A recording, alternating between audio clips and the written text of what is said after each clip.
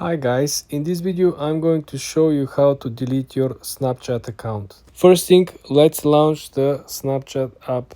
When you're at your profile, I want you to scroll down and I want you to click on the top right corner where you see the gear icon. Okay? And slowly I want you to scroll down after the recent updates. As you can see over here, there is a bunch of options, bunch of information, but all you gotta do is to scroll down to the section that is called account actions. You see there is a third option which is called delete account. When you click delete account,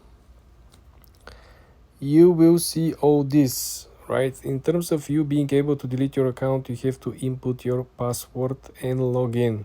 Your account will be deactivated, which means friends won't be able to contact you on Snapchat. You will also lose any chats you have saved and any snaps or chats you haven't opened. After 30 days, your account will be deleted. If you would like to reactivate your account before this happens, just log in to Snapchat. One more note, according to them, if you are requested your data and haven't received it yet, please wait until you have downloaded data to delete your account.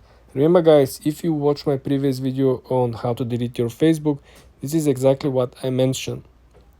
All the social media platforms are using a very similar system in which they don't keep and they don't have your files and data on hand.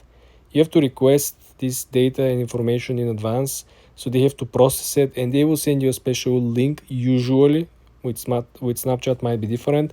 This link will have like a expiration of like 2-3 days. If you don't log in and download your data, the link will be gone. So this is how obviously it works.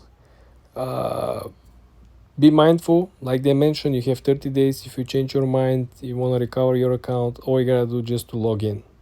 For more tips and tricks like this, guys, subscribe and follow for more.